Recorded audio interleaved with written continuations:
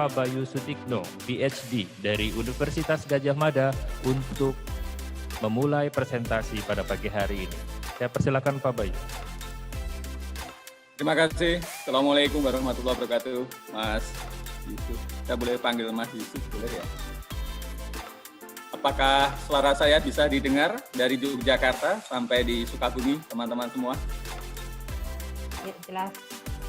Oh, baik, terima kasih. Baik, sekali lagi saya ucapkan Assalamualaikum warahmatullahi wabarakatuh. Selamat pagi, salam sejahtera untuk kita semua. Yang saya sangat hormati Bapak Rektor Universitas Nusa Putra, Bapak Dr. Kurniawan ST, MSI MM, beserta semua jajarannya, jajaran dari Wakil Rektor, dari Direktur University Office, Dekanat, kemudian Ketua Departemen, Ketua Jurusan, Prodi, dan yang saya cintai tentu saja kawan-kawan saya, dosen di Universitas Nusa Putra yang sangat saya banggakan, dan juga para peserta seminar nasional manajemen dan bisnis kepada para pemenang yang akan presentasi pada siang hari ini. Saya ucapkan selamat, dan tentu saja peserta yang luar biasa, baik di dalam jaringan Zoom, jamaah Al-Jumiyah ya, maupun yang hadir secara langsung di kampus Nusa Putra. Senang sekali bisa bertemu dengan teman-teman semua, dan ini hebat sekali ya. Meskipun di tengah hari libur, tapi kawan-kawan di Nusa Putra tetap memiliki semangat, memiliki komitmen yang luar biasa untuk melakukan kegiatan. Sambil saya izin share materi singkat saya yang sudah saya berikan kepada teman-teman panitia. Atas nama pribadi saya mengucapkan terima kasih atas kesempatan yang diberikan kepada saya untuk ya sebenarnya kalau berbagi ilmu ya tidak sih sebenarnya. Saya yakin teman-teman di Nusa Putra jauh lebih mampu gitu.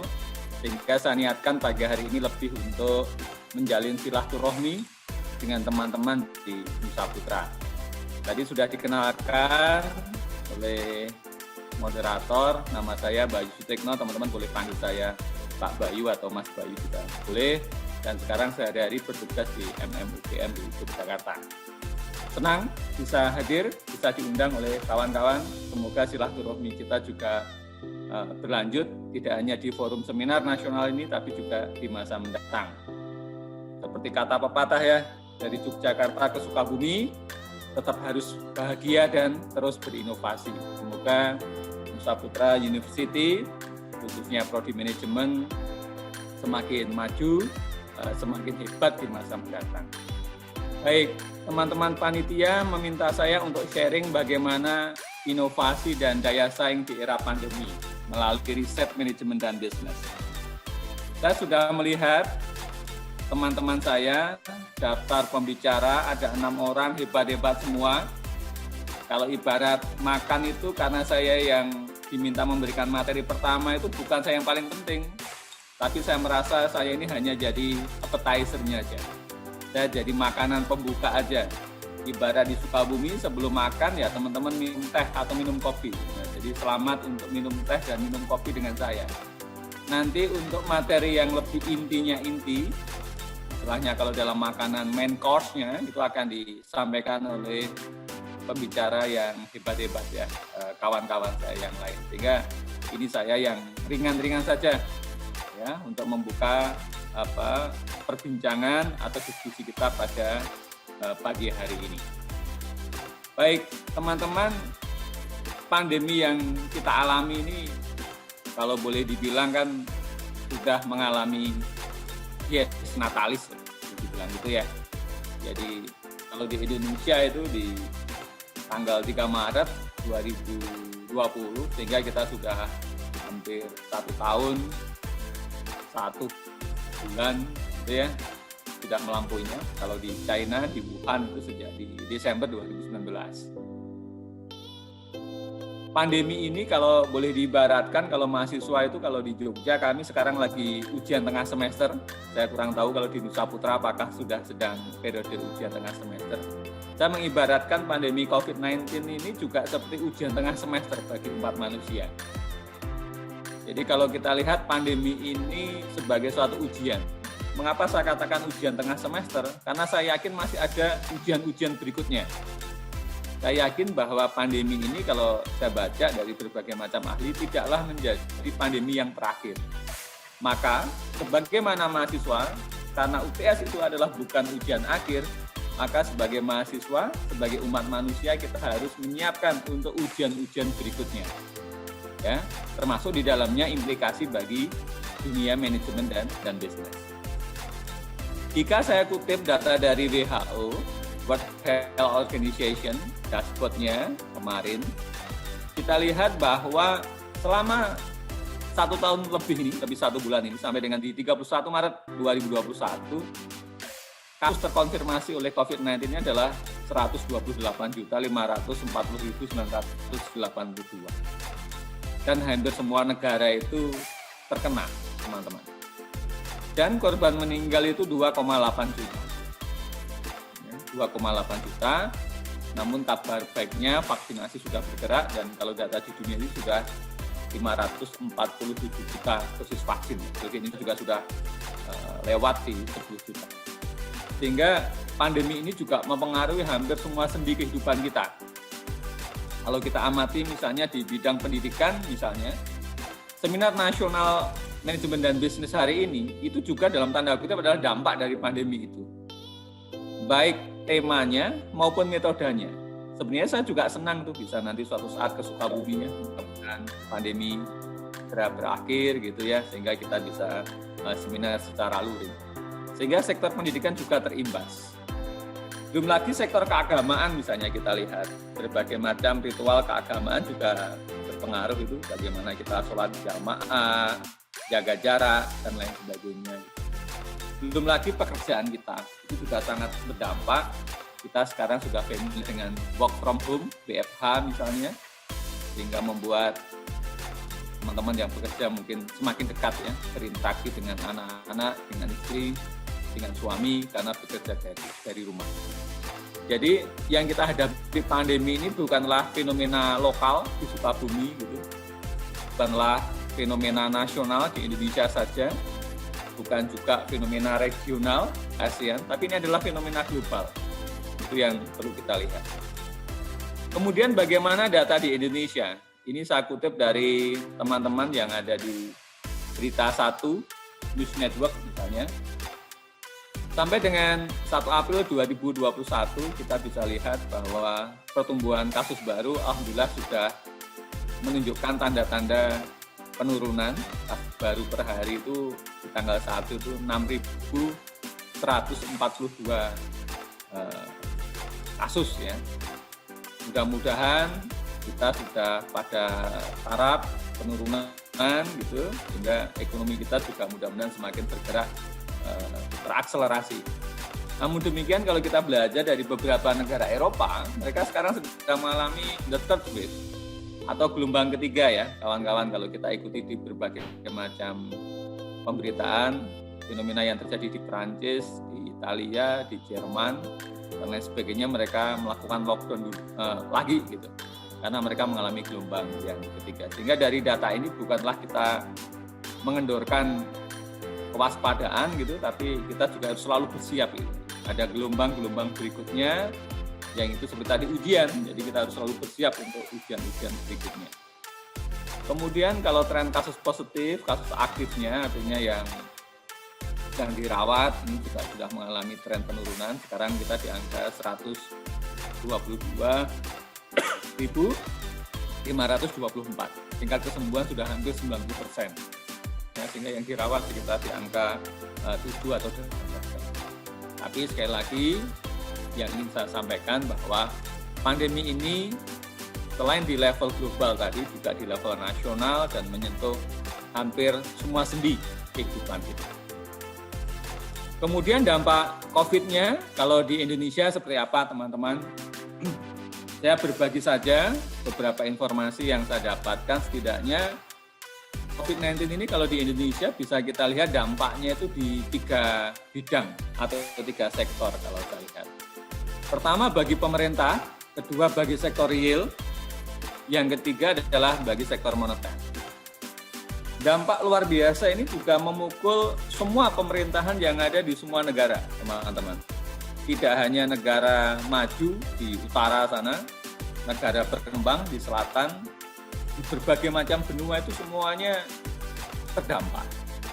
Cuman memang tekanan atau dampak seberapa itu berimbas itu sangat tergantung dengan kekuatan masing-masing negara tentu saja. Untuk konteks di Indonesia, kalau kita lihat pandemi COVID-19 ini tentu saja membuat pemerintah ya melebarkan istilahnya, melebarkan untuk defisit APBN-nya.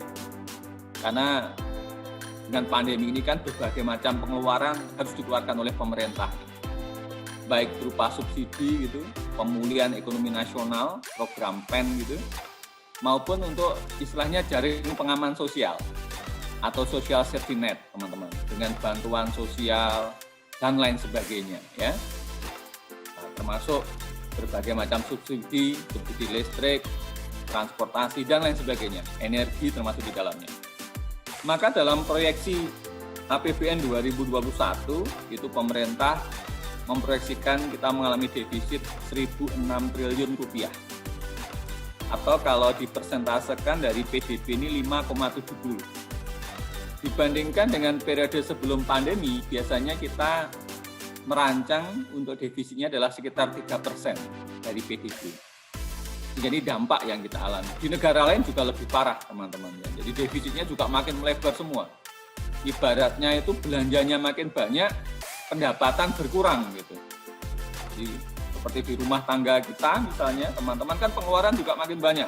Untuk pulsa, untuk ini, tapi penerimaan berkurang sehingga defisitnya itu juga akan melebar ya. Jadi biasanya 3%, kita 5,70% dari PDB. Yang kedua juga kalau kita lihat adalah rasio utang pemerintah terhadap PDB.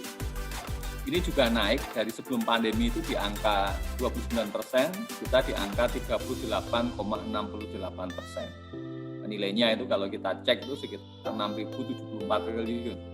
Ini baru utang pemerintah, kalau digabung dengan sektor swasta itu hampir 10.000, 9.000 sekian gitu kira-kira. Jadi tapi sekali lagi ini adalah fenomena yang tidak hanya dihadapi di Indonesia. Di berbagai macam negara fenomenanya juga sama. Jadi ibaratnya itu copy paste sebenarnya, jadi kayak disalin aja gitu. Amerika juga luar biasa teman-teman, kalau teman-teman baca itu ya rasio utangnya ya lompat gitu ya. Kemudian defisitnya juga naik. Karena rumusnya ya cuma itu, untuk menyelamatkan ekonomi, menyelamatkan negara, yang memang pemerintah mau tidak mau harus menebar jaring gitu untuk mengamankan masyarakatnya. Yang kedua adalah di sektor real ini, tentang para pekerja dan lain sebagainya. Pertumbuhan ekonomi Indonesia juga mengalami kontraksi itu penurunan gitu. Jadi di tahun 2020 kita mengalami kontraksi atau penurunan minus 2,07%. Di tahun-tahun sebelumnya kita selalu positif di angka 4%, 4,5, 4,9, hampir 5%.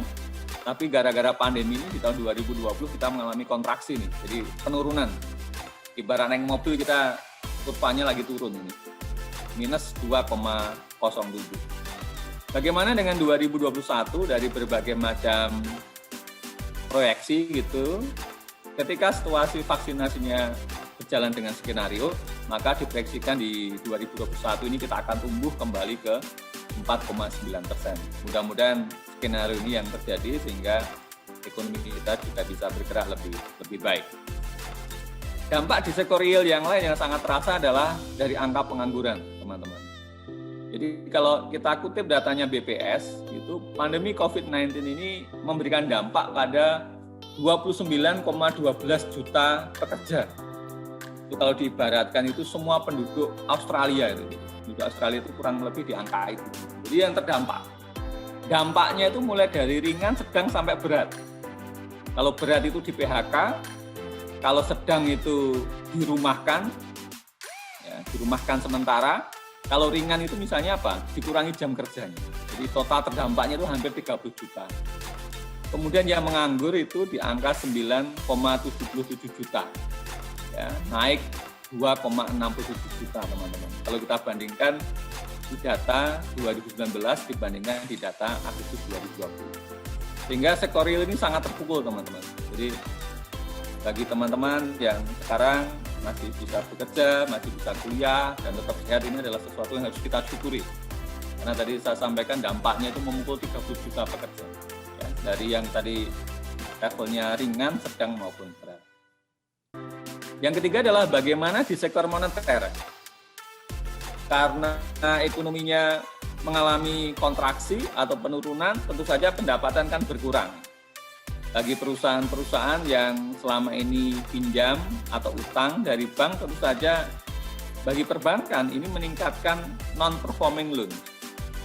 Non-performing loan itu kalau bahasa gampangnya adalah kredit macet atau kredit setengah macet lah kira-kira. Maka NPL kita juga di angka 3,15%, agak naik sedikit, teman-teman. Dan perusahaan-perusahaan juga kemudian akhirnya kan tidak berani untuk mengambil kredit dari perbankan untuk ekspansi dan lain sebagainya, karena kondisi ekonomi kan masih belum membaik, teman-teman. Maka kredit juga turun di tahun 2020 itu 0,47%. Dan karena tadi NPL-nya naik atau kredit macetnya juga naik, maka pemerintah bersama dengan Bank Indonesia dan OJK juga akhirnya harus melakukan program restrukturisasi kredit. Nah, nilainya lumayan besar, 932,4 triliun untuk mengcover merestrukturisasi 7,53 juta debitur. Jadi ini situasi yang kita alami. Kemudian kalau inflasi, teman-teman, inflasi di tahun 2020 itu dicatat sebagai inflasi paling rendah. Inflasinya itu hanya 1,68%. Turun dari tahun sebelumnya itu biasanya kita di angka 2,72%. Berarti baik dong Pak? Ya, kalau kita lihat angkanya mungkin ya baik, inflasi turun. Tapi kalau kita lihat mengapa inflasi ini turun, salah satunya karena pukulan ya, dari sisi demand-nya. Jadi karena daya beli konsumennya turun, orang nggak punya uang, nggak berbelanja, sehingga inflasi itu turun. Nah, sehingga inilah teman-teman dampak COVID-19. Kalau kita lihat dari sisi pemerintah, real dan moneter di Indonesia itu kurang lebih potretnya secara singkat ini seperti ini kira-kira. Kalau di Indonesia secara aspek ekonominya ya. Kemudian tadi disampaikan bahwa pandemi ini kan harusnya tidak menghentikan kita untuk melakukan inovasi ya. Ibarat ujian kan, siapa yang akan lulus, siapa yang harus kritik dan lain sebagainya. Maka satu-satunya cara agar kita bisa survive, ketika kita mulai pandemi ini ya inovasi. Dikatakan innovate or die. Ya, kita harus melakukan inovasi atau kita mati. Kalau kita nggak ngapa-ngapain ya tetap mati aja, maka tetap harus berusaha. Maka seperti yang dikatakan oleh pendirinya Apple gitu, Steve Jobs, almarhum mengatakan bahwa inovasilah yang akan bisa membedakan siapa yang jadi leader, siapa yang jadi follower, siapa yang jadi pemimpin, siapa yang jadi pengikut. Kalau leader itu ketika ada ombak, malah dia adalah kesempatan dia untuk melakukan surfing. Wah, ini ombaknya lagi bagus nih, lagi tinggi ini. Nah, ini surfing, ini seorang leader. Tapi kalau seorang follower, ketika ombaknya naik, mungkin dia akan menghindar dari pantai. Ibaratnya seperti itu. Maka inovasilah yang akan menjadi kunci di semua negara, di semua sektor, di semua industri untuk tetap survive di masa pandemi ini. Kalau di Indonesia kita punya istilahnya the power of kepepet gitu ya. Jadi inovasi ini ada satu inovasi yang memang direncanakan gitu. Seperti tradisi negara-negara yang sangat ini ya bagus dalam hal inovasi seperti Jepang dan lain sebagainya. Kita lihat kan sudah inovasinya bagus ya. Di kita mungkin juga sama, tapi mungkin tidak dilakukan secara struktural gitu, tapi karena situasi kondisi itu yang kita sebut dengan the power of kepepet gitu. Maka dengan the power of kepepet itu di banyak negara berkembang itu berkembang suatu inovasi yang disebut dengan frugal innovation namanya. Frugal innovation itu bagaimana dengan keterbatasan yang ada, kemudian manusia atau perusahaan itu melahirkan berbagai macam hal yang less for more ya, jadi ongkosnya murah tapi hasilnya juga bagus ya, berbagai macam teknologi tepat guna yang dikenal dengan frugal innovation. Sehingga tadi setelah kita lihat paparan bagaimana potret pandemi di level global maupun di Indonesia, kemudian kita lihat dampaknya di sektor bisnis itu seperti apa di Indonesia secara ekonomi, tadi ada moneter, ada real, kemudian ada yang pemerintah, maka saya sangat sepakat dengan temanya Universitas Nusa Putra ini bahwa kuncinya adalah pada inovasi. Kemudian potensi bisnis apa yang sedang, sudah, dan akan berkembang ya karena COVID-19 ini kalau kita lihat. Hampir semua sektor itu terimbas, tapi ini saya ambil contoh aja karena waktu paparan juga yang dalam tanda kutip yang terbatas. Saya ambil aja 3 contoh. Pertama tentu saja adalah sektor yang kalau di bursa efek itu yang hijau itu sekarang adalah sektor kesehatan dan farmasi ya teman-teman. Health and farmasi. Misalnya potensi bisnis yang sedang sudah berkembang itu adalah yang pertama saja pengembangan vaksin dan obat. Misalnya di Indonesia dikembangkan vaksin yang merah putih misalnya dan berbagai macam obat maupun suplemen alternatif ya. Termasuk juga kalau saya baca misalnya berbagai macam riset pengembangan untuk vitamin berbasis pada herbal, pada kekayaan Nusantara dan lain sebagainya. Ini adalah sesuatu yang bagus. Sehingga lagi-lagi pandemi ini kemudian mendorong para peneliti kita untuk mengembangkan berbagai macam alternatif, ya, baik berupa vaksin, berupa obat, suplemen dan lain sebagainya, ya, untuk mengurangi ketergantungan kita terhadap vaksin yang diproduksi di luar negara kita. Karena teman-teman baca dalam 1 minggu terakhir ini pabrik vaksin yang ada di India gitu ya, itu dalam tanda kutip di embargo itu tidak boleh ke luar negeri dulu karena terjadi peningkatan angka COVID-19 di India, sehingga berdampak terhadap pasokan COVID yang kita datangkan dari luar negeri. Ini contoh aja bagaimana kita sebagai kekuatan nasional ya kita juga perlu mengembangkan. Yang kedua, selain vaksin, obat, suplemen, dan lain sebagainya di sektor kesehatan dan farmasi ini adalah alat kesehatan, teman-teman. Ya, jadi riset-riset, kita lihat berbagai macam kampus mengembangkan alat testing, tracing, dan lain sebagainya, termasuk yang dikembangkan oleh kawan-kawan saya di UGM itu dengan Junius gitu, atau alat uji nafas gitu ya. Jadi dalam 1-2 menit bisa untuk melakukan pemetaan berbasis pada artificial intelligence ini, apakah polanya itu kurang lebih mirip nggak dengan para penderita COVID gitu. Kalau polanya kok mirip, wah ini berarti suspek ini. Maka kemudian dites lebih lanjut di PCR misalnya. Jadi ini sektor kesehatan dan farmasi nih teman-teman yang sangat potensi ya. Kedua kalau kita lihat adalah e-business teman-teman. Jadi betul-betul teknologi itu menemukan momentumnya kalau kita lihat gara-gara COVID ini. Bagaimana kalau teman-teman amati bagaimana adopsi e-commerce atau e-dagang atau perdagangan elektronik itu luar biasa diadopsi oleh UMKM maupun kita semua. Dulu yang belanja via Shopee misalnya, kalau kita lihat banyak anak muda. Sekarang anak tua pun, generasi yang lebih senior pun juga belanja termasuk saya misalnya. Karena orang harus social distancing, harus physical distancing, dan lain sebagainya. Termasuk bagaimana teman-teman UMKM menyiasati untuk dia tetap survive. Salah satunya ya dengan masuk ke e-commerce. Bergabung dengan berbagai macam platform, baik yang sudah ada, maupun saya lihat beberapa platform yang diinisiasi oleh teman-teman. Misalnya di UGM itu ada komunitas Sonjong. Kemudian beberapa pemerintah daerah saya lihat juga menginisiasi adanya platform. Ya, untuk memfasilitasi UMKM ini.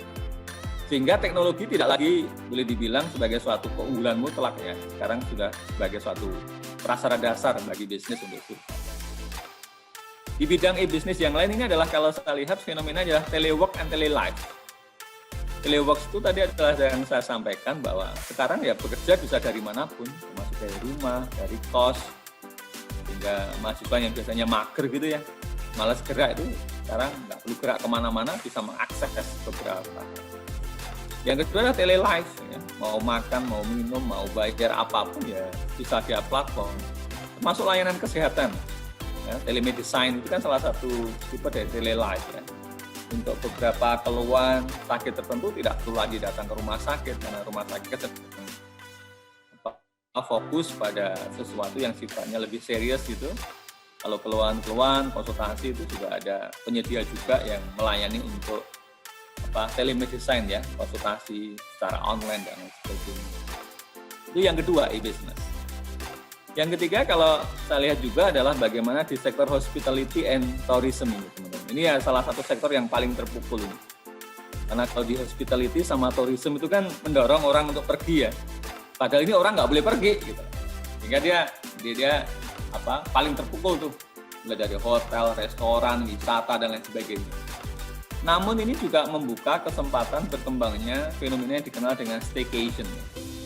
Staycation ini bagaimana kita didorong untuk bekerja bisa dari tempat tinggal kita, bisa tempat wisata, dari hotel dan lain sebagainya. Termasuk wisata yang dikembangkan namanya travel for purpose. Bahwa orang itu berwisata itu karena sudah punya maksud atau sudah punya tujuan. Sehingga tidak hanya sekedar untuk leisure. Tapi bisa juga orang berwisata karena dia ingin mengembangkan suatu UMKM tertentu, melakukan charity activities, dan lain sebagainya, termasuk medical tourism yang sekarang berkembang. Kemudian yang kedua di bidang hospitality and tourism itu adalah virtual and sustainable tourism. Ya, maka sekarang di masa-masa ini yang didorong adalah wisatawan domestik gitu ya, sedangkan untuk wisatawan asing dan lain sebagainya didorong untuk melakukan virtual tourism. Kemudian sesuai dengan tugas dari teman-teman panitia, saya tanya kemarin, saya diminta sharing apa ya, bagaimana COVID-19 ini dampaknya pada riset bisnis Pak.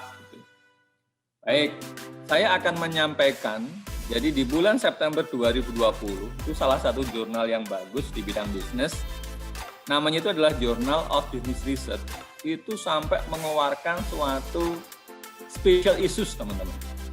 Jadi special issues itu dia itu menerbitkan satu volume gitu, berisi 12 artikel yang khusus tentang bagaimana dampak COVID-19 ini terhadap riset di dunia bisnis. Ya, kebetulan yang jadi editornya itu adalah memang ini, Verma sama Gustafsson ini. Jadi ada 12 artikel yang ditulis di situ, bagaimana dampak COVID-19 ini terhadap business education misalnya, bagaimana dampak terhadap consumer behavior, bagaimana dampak terhadap supply chain management, bagaimana dampak terhadap human resource practices terkait dengan tadi WFO dan lain sebagainya. Jadi itu poinnya yang ingin saya katakan adalah bahwa dunia akademisi pun di dunia juga kemudian merespon bahwa fenomena COVID-19 ini juga kesempatan untuk melakukan riset di bidang ini. Jadi apa dampaknya ini COVID-19 terhadap berbagai macam praktek manajemen. Kemudian pagi ini saya ingin sharing sedikit aja gitu tentang satu artikel yang ditulis oleh Verma dan Gustafsson tahun 2020. Jadi artikel ini menceritakan tentang dia itu melakukan penelusuran. Selama COVID-19 ini, riset-riset yang berkembang di dunia manajemen dan bisnis itu apa saja dan temanya apa gitu. Bisa kita lihat apa dampaknya. Jadi ditulis oleh tadi Verma dan Gustafsson di tahun 2020.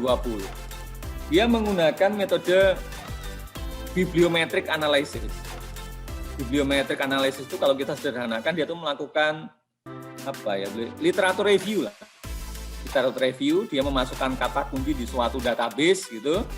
Kemudian dia memasukkan ini prosesnya teman-teman dalam bibliografi. Dia memasukkan kata kuncinya ke database-nya Scopus, Web of Scopus dan sebagainya, kita masukkan nih misalnya 2019 COVID-19 atau COVID-19 and business. Dengan memasukkan kata kunci itu, Verma sama Gustafsson menemukan ada 12.068 artikel.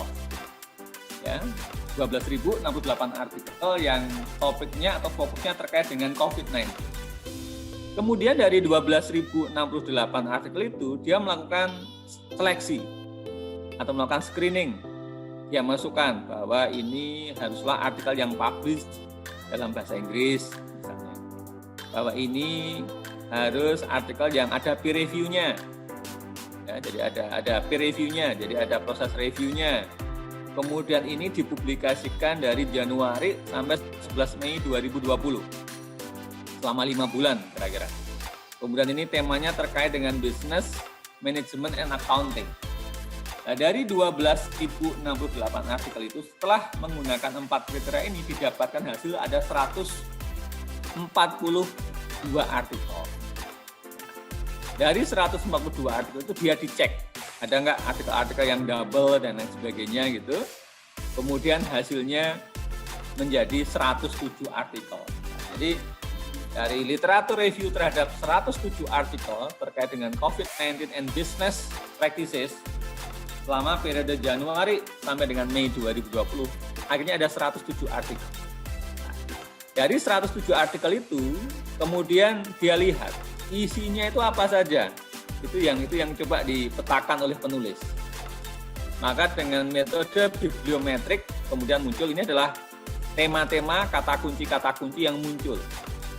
Management practices dan COVID-19. Ada tema terkait dengan machine learning technology, ada surveillance, ada healthcare financing, ada virtual works, ada geographic information system, ada macro marketing, ada technology of learning, dan lain sebagainya. Ini adalah sebaran yang muncul. Dari situ kemudian dia membuat tabel. Apa saja tema yang muncul gitu. Dari 107 artikel itu, kalau dikompres ya, diklasterisasi, dikelompokkan itu menjadi ada 4 tema besar, teman-teman. Pertama adalah overall impact of COVID-19 on business. Bagaimana dampak dari COVID-19 ini secara keseluruhan terhadap bisnis. Yang kedua, bagaimana COVID-19 ini kaitannya dengan teknologi, itu yang banyak di riset itu. Yang ketiga, bagaimana COVID-19 ini and supply chain management, atau manajemen rantai pasokan. Kemudian yang keempat, itu adalah bagaimana kaitan COVID-19 ini dengan service industry. Misalnya di dalam overall impact itu bisa kita lihat bagaimana polanya, dampaknya terhadap pengambilan keputusan oleh manajemen misalnya. Kemudian value chain misalnya, bagaimana ini akan berdampak juga terhadap startup misalnya, dampak terhadap perdagangan, dampak terhadap bagaimana kita mengatur pegawai. Jadi ada 4 tema riset itu. Sehingga ini adalah slide terakhir saya bahwa COVID-19 ini memberikan dampak pada 4 area menurut Verma sama Gustafsson tahun 2020, bahwa tema yang pertama, tadi bagaimana overall impact dari COVID-19 terhadap bisnis adalah yang pertama bahwa perlu meredefinisi bagaimana strategi bisnis ini di masa mendatang agar dia tetap robust. Robust itu kuat, kokoh, dan juga tetap berkelanjutan. Karena tadi saya sampaikan mungkin ini bukanlah krisis yang terakhir gitu, sehingga ini kita harus latihan untuk ujian-ujian berikutnya. Yang kedua adalah bahwa kita perlu mengubah model bisnis kita dari yang sifatnya konvensional menjadi yang sifatnya non-konvensional, agar model bisnis kita itu nanti tetap agile, ya, tetap bisa lincah, tetap bisa gesit untuk menghadapi berbagai macam gelombang di masa mendatang. Ya, sehingga tadi adopsi teknologi dan lain sebagainya menjadi suatu keharusan. Yang ketiga, ini juga memberikan dampak bahwa kita perlu mereformasi ini bagaimana kebijakan perdagangan kita. Karena batas antar negara sudah semakin hilang, teknologi sudah masuk sampai pada hal yang paling privati dalam diri kita misalnya. Kita misalnya kalau platform beli makan aja, sekarang sudah bisa dilacak itu kita makannya apa saja, jumlahnya berapa, kapan, di mana, frekuensinya ya. Jadi big data itu sudah memotret sisi privasi kita ya sampai sesuatu yang sangat dalam. Gitu. Kemudian yang keempat adalah memang perlu untuk melakukan reformasi terhadap kebijakan terhadap pekerja ya. Kalau labor gitu ya, buruh gitu ya. Agar permintaan terhadap tenaga kerja ini juga tetap akan meningkat di masa mendatang. Sehingga ini tantangannya juga di sana. Ketika bagaimana teknologi itu bisa kita gabungkan dengan kebutuhan terhadap tenaga kerja ini. Jangan sampai nanti teknologi begitu kita adopsi, kemudian kita kesulitan untuk memberikan pekerjaan terhadap para tenaga kerja. Ini dari sisi dampak COVID terhadap bisnis ya, tema yang pertama dalam tema risetnya. Yang kedua adalah bagaimana COVID-19 ini dampaknya terhadap teknologi. Ya, ada dua hal yang disoroti di sana. Yang pertama bahwa ini menyadarkan kepada kita bahwa ini adalah sebagai suatu kebutuhan di semua industri untuk mengadopsi dan mengimplementasikan berbagai macam teknologi. Sekarang kita masuk ke kampus, masuk ke instansi sudah biasa, sudah dicek untuk suhu badan kita ya.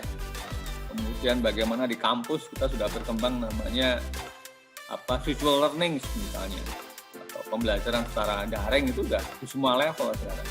Dan semua industri mau nggak mau ya sekarang mengadopsi. Nah, yang kedua, yang tadi sempat saya singgung, bagaimana kita bisa menggabungkan antara aspek sosial dengan teknikal. Bahwa teknologi ini kan tidak hanya aspek teknis, ya, tetapi juga aspek perilaku dan dari manusianya. Ini juga perlu kita lihat ya, bagaimana agar manusia ini juga bisa beradaptasi, baik dari aspek teknologinya, secara kultur juga bisa. Itu yang kedua. Kemudian tema riset yang ketiga terkait dengan COVID-19 dan supply chain management. Sehingga mau tidak mau teman-teman ini kemarin yang terpukul misalnya ya. Kalau mungkin misalnya ya sektor pendidikan bisa kita melakukan secara telework, misalnya dosennya di rumah, misalnya di kampus. Tapi kalau sektor manufacturing kan nggak bisa.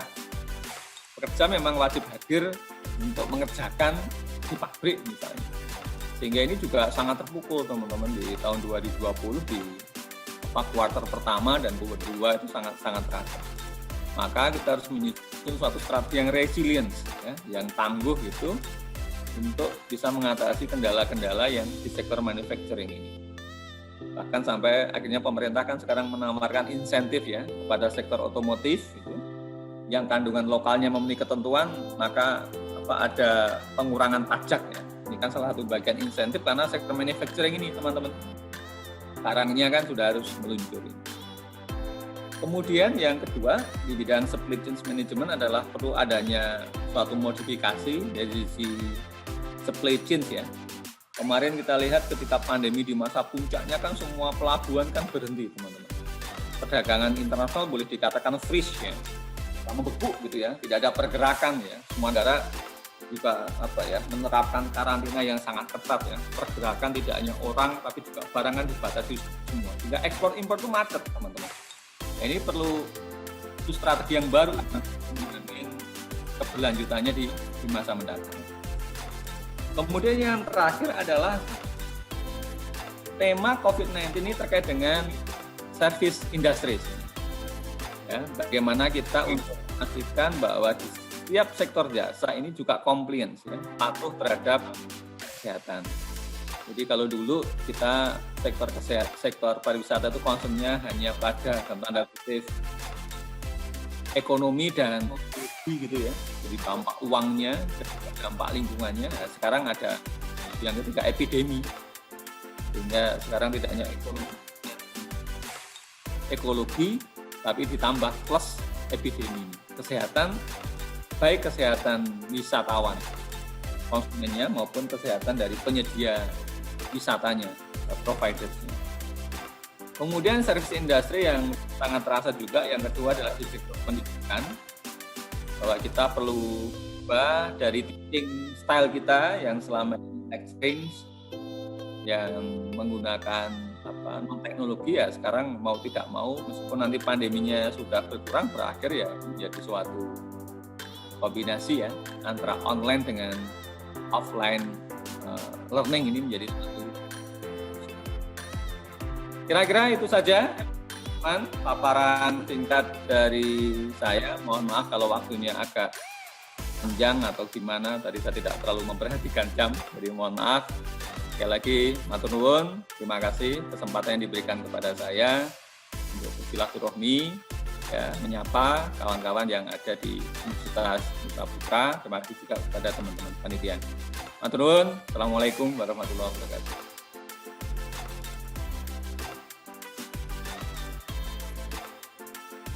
Waalaikumsalam warahmatullahi wabarakatuh. Terima kasih kepada Bapak Bayu Sutikno, PhD dari Universitas Gadjah Mada atas materi yang telah diberikan. terkait dengan materi Bapak Bayu, saya rangkum dalam kolom pertanyaan. Terdapat 5 pertanyaan untuk Bapak Bayu. Apakah Bapak mau disebutkan satu-satu atau 5 pertanyaan mau disebutkan sekaligus? Maaf.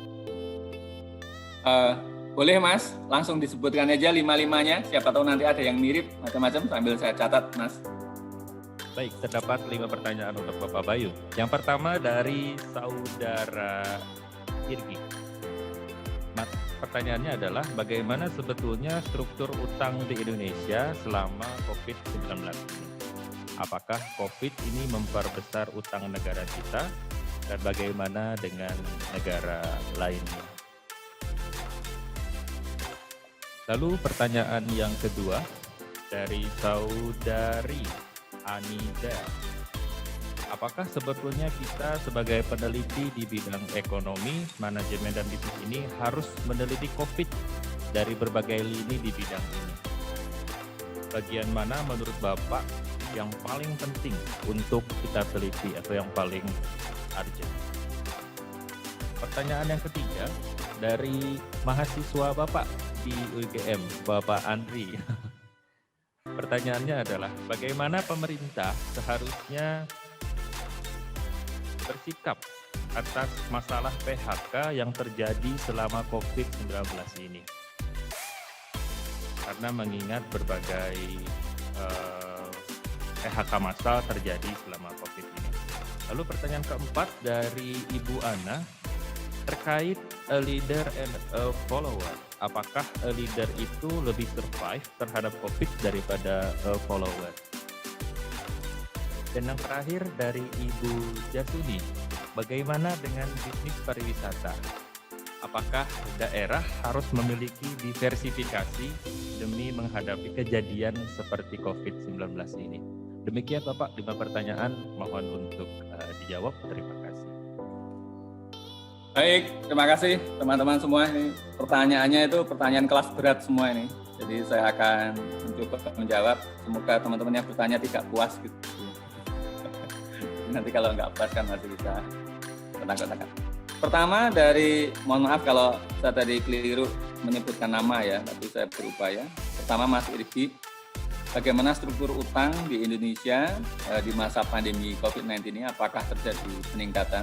Iya.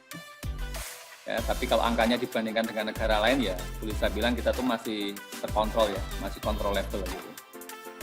Ya, jadi ini memang sesuatu yang logikanya begini teman-teman. Ketika masa pandemi ini pengeluaran rumah tangga, pengeluaran negara itu pasti keluar. Di sisi lain, pekerjaan, pendapatan berkurang.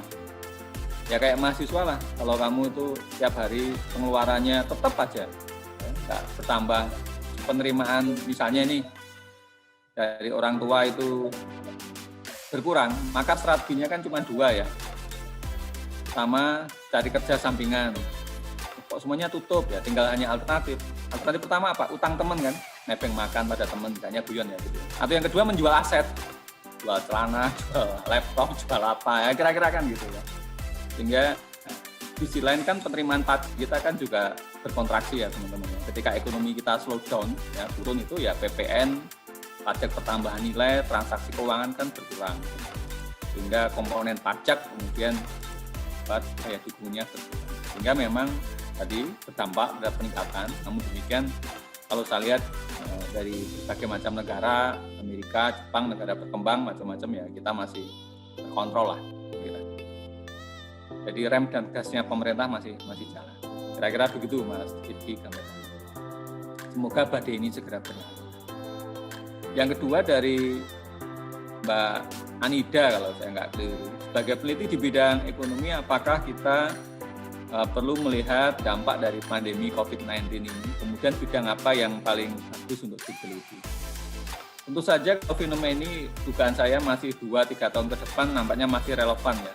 Dulu waktu SARS 2003 itu kan juga berdampak terhadap berbagai macam riset ya di bidang ini. Kalau ditanya bidangnya itu ya sebenarnya itu semua bidang itu sebenarnya itu berpotensi sih kalau saya amati ya. Misalnya kalau kita lihat di bidang keuangan itu market shock juga terjadi, di di bidang SDM juga bagaimana sekarang flexi time gitu ya, jadi suatu keharusan.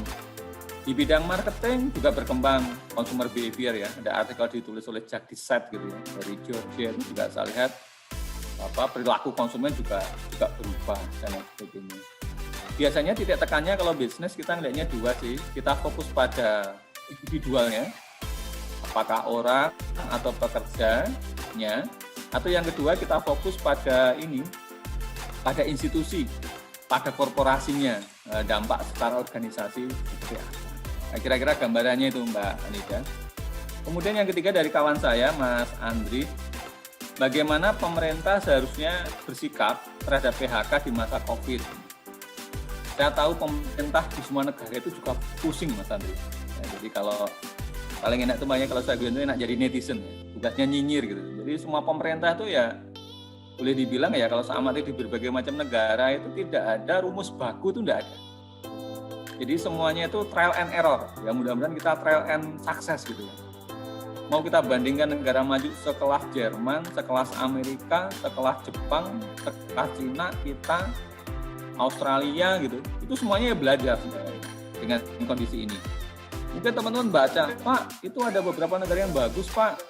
Penanganannya mana? New Zealand, Taiwan gitu ya, kalau kita lihat baca, termasuk Vietnam gitu. Size of ekonominya itu sangat berbeda.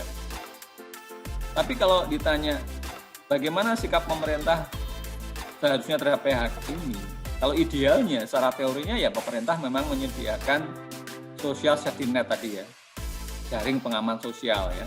Makanya pemerintah kemudian ada dua sih biasanya kalau kita lihat di textbook.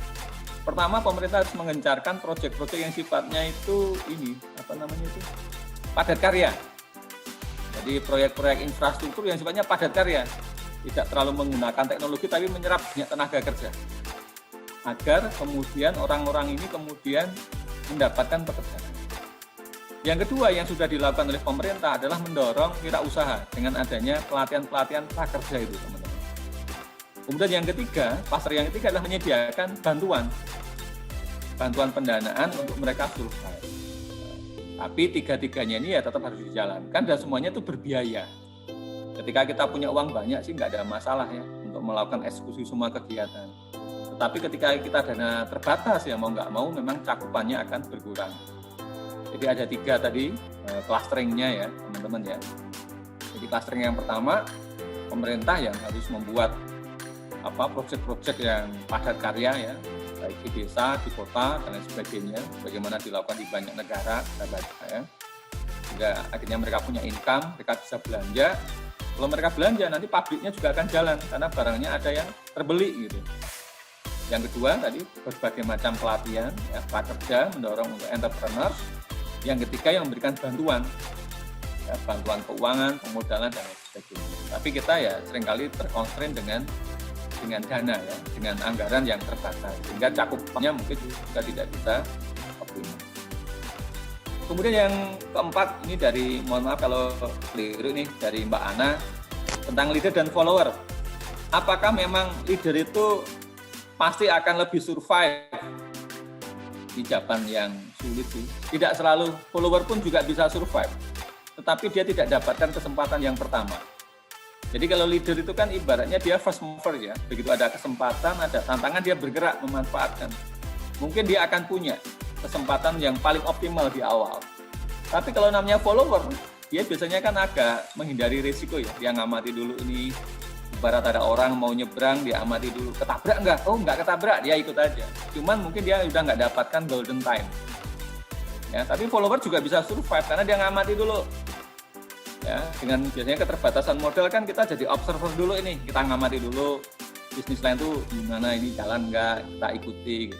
Meskipun karena bukan yang pertama, mungkin kita tidak bisa mendapatkan hasil yang paling optimal. Kemudian nomor 5 dari Mbak atau Ibu Yasuki atau Jasuli ya, mohon maaf kalau saya keliru.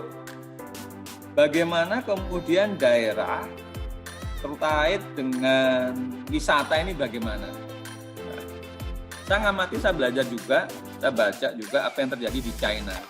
Ya. Mereka sama juga, proyek strateginya itu kurang lebih sama strateginya di Indonesia. Apa itu? Mendorong wisatawan lokal hari ini. Jadi wisatawan lokal itu didorong. Jadi orang Indonesia itu mengunjungi Indonesia. Jadi mungkin saatnya sekarang kita memanfaatkan berbagai macam desa wisata ya yang ada di berbagai macam wilayah di Indonesia ini untuk mengoptimalkan pergerakan wisatawan domestik ini. Ibaratnya kalau di Sukabumi ya kawan-kawan di Sukabumi ya berkunjungnya mengoptimalkan berbagai macam objek wisata yang ada di Sukabumi ini. Di pergerakannya itu begitu. Kalaupun lompat ya lompat kabupaten gitu, tapi mungkin tidak perlu lompat provinsi ya karena pergerakan juga masih dibatasi oleh pemerintah dan lain sebagainya. Jadi ini memang perlu didorong. Bahkan saya lihat praktek di beberapa negara wisatawan domestik atau wisatawan lokal ini kemudian diberikan voucher. Voucher yang sifatnya adalah voucher itu kayak kartu atau apapun senilai rupiah tertentu gitu, tapi tidak bisa diuangkan, hanya bisa digunakan untuk mengakses suatu objek wisata. Ya, tujuannya mereka adalah untuk menggerakkan UMKM di bidang pariwisata itu. Jadi senilai tertentu kemudian bisa digunakan untuk berbelanja di berbagai macam objek wisata lokal. Tapi lagi-lagi ini kan juga membutuhkan daya dukung secara finansial ya. Dan ini jujur aja ini ujung-ujungnya repotnya ya kapasitas fiskal kita ya. Kalau kita menggeber pengeluaran ya nanti defisit kita melebar. Tapi kalau kita nggak nambah pengeluaran nanti nggak ada pekerjaan, nggak ada proyek, nggak ada lapangan kerja. Jadi pemerintah itu memang harus membalancing di antara dua hal itu yang menjadi tantangan di semua negara itu seperti itu teman-teman. Makanya seperti Amerika pun ya kemudian karena dia yang punya dolar ya, kalau kita baca kan ya benar mencetak uangnya kan luar biasa itu. Jadi membanjiri pasarnya dengan uang. Inflasi pasti akan naik. Tapi bagi mereka nanti yang penting kan kemudian pekerjaan tercipta. Itu konteksnya kira-kira seperti itu. Demikian mungkin jawaban atau respon dari saya terhadap 5 pertanyaan yang kelas berat semua ini. Mohon maaf jika kurang memuaskan dan semoga memang nggak memuaskan ya, memberikan perspektif aja sih kira-kira kesulitan yang dialami oleh semua negara, pemerintah kita itu seperti apa sih. Jadi tidak ada keputusan yang mudah tentu saja di masa pandemi. Kayak misalnya tentang Pak ini sudah dibuka, mudik boleh enggak, ini memang membalancing antar sektor, antar industri ini juga nggak mudah ini. Antara kesehatan dengan ekonomi ini nggak mudah. Terima kasih Mas.